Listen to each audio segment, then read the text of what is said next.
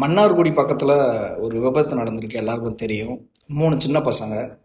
2 பேர் 6ஆம் வகுப்பும் ஒருத்தன் 7ஆம் வகுப்பும் படிக்கிறான். சம்பவ இடத்துலயே 3 பேருமே இறந்துட்டாங்க. அவங்க அம்மா தான் இப்போ அழுது கதறிட்டு இருக்காங்க. அந்த குடும்பத்துக்கு நம்ம எப்படி ஆறுதல் சொல்லணும் அப்படிங்கிறதே தெரியல.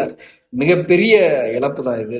ரொம்ப மனசே ரொம்ப சங்கடமா இருக்கு. காலையில எழுந்துச்சு ஒரு ஃபோனை பார்க்கும்போதே என்னடா இப்படிலாம் நடந்திருக்கு அப்படின்ட்டு. காருக்காரன் வந்து வேகமாக வந்திருக்கான், இடிச்சு இந்த மாதிரி ஆயிடுச்சு, கட்டுப்பாட்டை இழந்தது அப்படின்னு சொல்றாங்க. அந்த பள்ளிக்கூடம் வந்து கவர்மெண்ட் ஸ்கூல் தான், அது உயர்நிலை பள்ளி. அந்த பள்ளிக்கு முன்னாடி வந்து மெயின் ரோட்ல இருக்குது அப்படிங்கிறதுனால அந்த பள்ளிக்கூடத்துல வந்து முன்னாடி வேக தடை இல்லை, பேரிகேடு எதுவும் போடலை. போயிட்டு போயிட்டு தான் வர்றாங்க. ஸ்கூல் திறந்து இப்போ பார்த்தீங்கன்னா ஒரு 4-5 நாள் தான் ஆகுது. அதுக்குள்ள அந்த 3 மாணவர்கள் இறந்துட்டாங்க அப்படின்னு கேட்கும்போது ரொம்ப மனசளவில் ரொம்ப வருத்தமா இருக்கு. அவங்க குடும்பத்துக்கு எங்களோட கண்ணீர் வணக்கம். அது மட்டும் இல்லாமல் எப்படி ஆறுதல் சொல்லணும்னே தெரியல.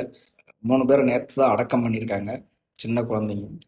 ஏதோ ஒரு கனவோட பள்ளிக்கு போயிருப்பாங்க, இப்படி நடந்துருச்சு. அவங்க ஆத்மா சாந்தி அடையணும், கடவுளை பிரார்த்திக்கிறேன். பெற்றோர்கள் என்னதான் பள்ளிக்கூடத்துக்கு அனுப்புனாலும் மாணவர்களும் குழந்தைகளும் கொஞ்சம் கேர்லெஸ் இல்லாமல் கொஞ்சம் நினைவோட பார்த்து போங்க.